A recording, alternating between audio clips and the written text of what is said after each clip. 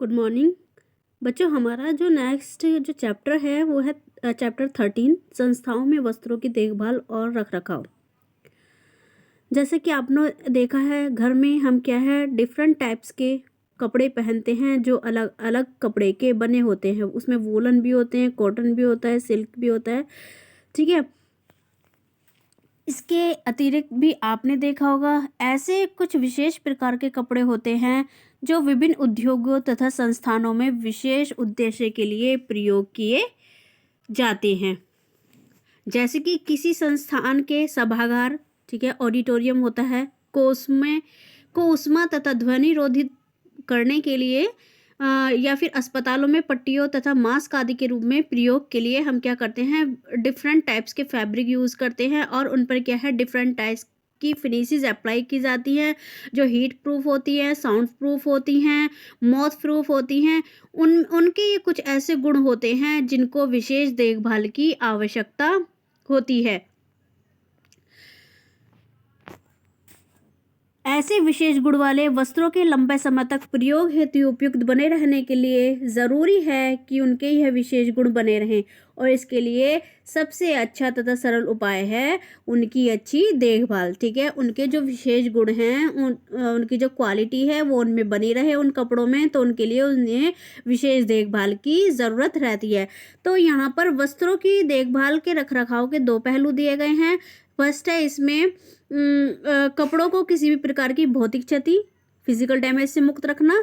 यदि उसका प्रयोग करते समय कोई क्षति हुई है तो उसमें सुधार लाना। मतलब अगर हमने कोई कपड़ा यूज़ किया है, कोई हमारी यूनिफॉर्म है या कर्टेन है, हमारे यूज़ करते हुए वो फट गए हैं कहीं से या उधड़ गया है, ठीक है, या उसमें कोई होल हो गया है, तो उसे उससे मुक्त रखना, उसमें सुधार लाना। ठीक है, उसका फर्स्ट पहलू है वस्त्रों की देखभाल और रखरखाव का। सेकंड पहलू है कपड़ों से धूल धब्बों, गंदगी को हटाने के लिए अपनाई जाने वाली विभिन्न विधियों एवं प्रक्रियाओं के बाद भी कपड़े की चमक को बनाए रखना एवं उसकी बनावट तथा दृष्टिगोचर होने वाली विशेषताओं को बनाए रखना। यानी धूल धब्बे हटाना, गंदगी हटाना, ये तो हटाना ही है, उसके बाद ही उसकी चमक को बनाए रखना, बनावट जो है उसकी, जो उसकी विशेषताएं दिखाई दे रही हैं, विजुअल कैरेक्टरिस्टिक्स जो है उनको बनाए रखना, उसका दूसरा पहलू है वस्त्रों की देखभाल और रखरखाव का। यहाँ पर मूलभूत संकल्पनाएं दी गई हैं संस्थाओं में वस्त्रों की देखभाल और रखरखाव से संबंधित। पहले आप यहाँ देखेंगे ये जो बॉक्स दिया गया है इसमें दिया है वस्त्रों की धुलाई विज्ञान और कला। ठीक है, दोनों का संगम है। जिस तरह आपने पढ़ा था कि होम साइंस जो है, गृह विज्ञान जो है, कला और विज्ञान दोनों का संगम है, इसी तरह क्या है धुलाई भी क्या है, वस्त्रों की धुलाई भी विज्ञान और कला का संगम है। क्यों है? क्योंकि कई बार हम वस्त्रों या उस पर लगे दाग धब्बों को छुड़ाने के लिए बहुत सारी टेक्निक्स यूज़ करते हैं, साइंटिफिक मेथड यूज़ करते हैं, विधि यूज़ करते हैं, तो हमारी साइंस कहलाती है। ठीक है, और यह एक प्रकार की कला भी है क्योंकि सौंदर्य और उसका आकर्षक परिणाम प्राप्त करने के लिए धुलाई के दौरान हम जो अपने कौशल का, अपने ज्ञान का, अपने स्किल्स का जो यूज़ करते हैं वो हमारी कला कहलाती है। कपड़ों को कैसे सुखाना है, कैसे प्रेस करनी है, क्रीज बनानी है, ठीक है, उसकी चमक को कैसे बनाए रखना है, ये हमारी क्या कहलाती है, ये हमारी कला है। इसलिए धुलाई को क्या कहा गया है, धुलाई विज्ञान और कला दोनों का संगम है। नेक्स्ट है वस्त्रों की देखरेख एवं रखरखाव के लिए प्रयोग में आने वाले विभिन्न उपकरण। विभिन्न प्रकार के वस्त्रों की देखरेख एवं उनके रखरखाव की विधि, उनके रेशों की मात्रा, धागे के प्रकार, वस्त्र निर्माण टेक्निक, वस्त्र पर की गई परिसज्जा तथा उसे कहाँ उपयोग में लाना है जैसे कारकों पर निर्भर करती है। किस पर निर्भर करती है वस्त्रों की देखरेख और रखरखाव? रेशों की मात्रा, ठीक है, धागे का प्रकार, वस्त्रों के निर्माण की टेक्निक, उस पर की गई परिसज्जा और उसे कहाँ उपयोग में लाना है उस पर यह डिपेंड करती है।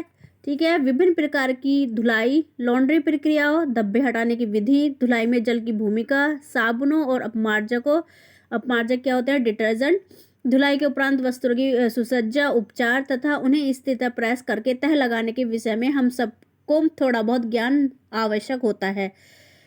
अब हम यहाँ क्या है विभिन्न जो धुलाई में जो विभिन्न प्रकार के उपकरण यूज़ हो रहे हैं हम उनके बारे में पढ़ेंगे।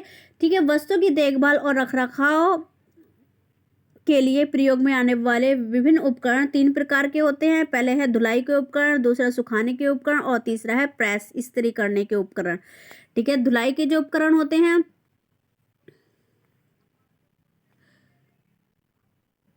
धुलाई के उपकरण है पहला। ठीक है, जब भी हम घरों में वस्त्रों की धुलाई कैसे करते हैं, अधिकतर हाथों से की जाती है। ठीक है, और जब हम हाथों से धुलाई करते हैं तो हमें उसके लिए ब्रश की ज़रूरत होती है, बाल्टियों की ज़रूरत होती है, रगड़ने के लिए तख्तों की जिस पर हम कपड़े को रख के रगड़ते हैं। ठीक है, थप्पी की ज़रूरत होती है, इन सब की ज़रूरत होती है। आजकल क्या है, टाइम की कमी है लोगों के पास, तो हाथ से कपड़ा धोना थोड़ा मुश्किल हो गया है, क्योंकि इसमें ज़्यादा टाइम लगता है, ज़्यादा मेहनत लगती है। तो इसलिए अधिकतर घरों में अब क्या है, किसका प्रयोग किया जाने लगा है, धुलाई मशीनों का प्रयोग होने लगा है, वॉशिंग मशीन। ठीक है, सभी घरों में आजकल क्या है, मोस्टली घरों में क्या है, वॉशिंग मशीन यूज़ की जाती हैं। आजकल बाजार में मुख्य रूप से 2 प्रकार की धुलाई मशीनें उपलब्ध हैं। ठीक है, कितने प्रकार की, 2 प्रकार की धुलाई मशीनें उपलब्ध हैं। पहली, जिसमें कपड़े मशीन के ऊपरी हिस्से से मशीन में डाले जाते हैं, जिसे हम कहते हैं टॉप लोडिंग। ठीक है, और एक है जिसमें कपड़े सामने से भरे जाते हैं, जिसे हम कहते हैं फ्रंट लोडिंग। इन दोनों ही प्रकार की मशीनों में 3 प्रकार के मॉडल उपलब्ध होते हैं। अब यहाँ पर मॉडल की बात हुई है, एक तो मशीन आती है मैनुअली ऑपरेटेड मशीन, जिसमें क्या है, सारा काम हमें हाथ से करना पड़ता है। ठीक है, इसमें क्या है, साबुन, कपड़े डालेंगे, सर्फ डालेंगे, पानी स्वयं डालेंगे, बटन ऑन कर देंगे, मशीन क्या है, कपड़ों को घुमाएगी। ठीक है, उसके बाद हम क्या करेंगे, जब कपड़े घूम जाएंगे, धुल जाएंगे उसमें, तो फिर हम क्या है, कपड़े निकालेंगे, फिर उसे खंगालेंगे, निचोड़ेंगे। ये सब हमें खुद ही करना पड़ता है, तो ये कहलाती है हस्तचालित मैनुअल मशीन। उसके बाद आती है अर्धचालित। ठीक है, अर्ध स्वचालित, सेमी ऑटोमेटिक। ठीक है, ये मोस्टली घरों में पाई जाती है। अर्ध स्वचालित मशीनें में 2 टब होते हैं, जिसे हम जिसमें एक में हम वॉश करते हैं और एक में ड्राई करते हैं, तो 2 टब वाली मशीन होती है यह मशीन मैनुअल वॉशिंग मशीन के अनुसार ही काम करती है। ठीक है, इसमें केवल वस्तु को खंगालने तथा निचोड़ने की अतिरिक्त सुविधा होती है। ठीक है, इसमें क्या है, धुलते हैं, खंगालने की और निचोड़ने की भी सुविधा होती है, जिसमें जो हम ड्रायर में करते हैं जो काम, तो इसमें ये वो काम होता है। ठीक है, बाकी जो कपड़ों मशीन में कपड़े डालने हैं, सर्फ डालना है, पानी डालना है, तो इसमें भी वो हाथ से ही स्वयं ही करना पड़ता है। नेक्स्ट है पूर्णतः स्वचालित मशीन। इस प्रकार की मशीन में नाम मात्र का ही श्रम लगता है, जैसे मशीन में कपड़े डालना और निकालना। ठीक है, इसमें सिर्फ हमें क्या करना है, कपड़े डालने हैं और निकालने हैं, बाकी काम पानी कैसे धुल रहे हैं, कपड़े खंगल रहे हैं, निचोड़ने हैं, ये क्या है, ये सब काम क्या है, मशीन के एक ही ड्रम में किया जाता है। इसमें अलग से 2 ड्रम नहीं होते हैं, ये फ्रंट लोडिंग होती है, इसमें कपड़े सामने से डाले जाते हैं। पानी के लिए इसमें जल के स्रोत से पाइप को जोड़ दिया जाता है, किसी टंकी से जोड़ दिया गया है, जहाँ से क्या है, वो अपने आप मशीन कपड़ों के अकॉर्डिंग अपने आप पानी ले लेती है। इसमें एक टेम्परेचर के लिए एक बटन सेट होता है, अगर हमें अभी जिस टेम्परेचर पर कपड़ों को धुलने हैं, ठीक है, पानी को नॉर्मल रखना है, थोड़ा हीट करना है या ज़्यादा हीट करना है, उसके अकॉर्डिंग इसमें एक बटन लगा होता है, उस बटन को ऑन कर दिया जाता है, तो मशीन अपने आप ही क्या करती है, कपड़ों को का टेम्परेचर कपड़ों के अकॉर्डिंग सेट करती है, धुलती है, उसे सुखाती है, ड्राई करती है। और क्या है, एक भी लास्ट में क्या होता है, जब कपड़े धुल जाते हैं, ड्राई हो जाते हैं, तो सिर्फ एक अलार्म बजता है और हम क्या है, कपड़े बाहर निकाल लेते हैं। सिर्फ क्या है, तो ये और ये फुल्ली ऑटोमेटिक होती है, इसलिए इसमें मेहनत कम लगती है, टाइम भी नहीं वेस्ट होता है। तो क्या है, इसलिए इस मशीन के दाम क्या है, ज़्यादा है। इस प्रकार की मशीनें ऐसे लोगों के लिए बिल्कुल उपयुक्त होती हैं जिनके पास टाइम का अभाव है, यानी जिनके पास टाइम नहीं है, तो ये मशीनें उनके लिए उपयुक्त हैं।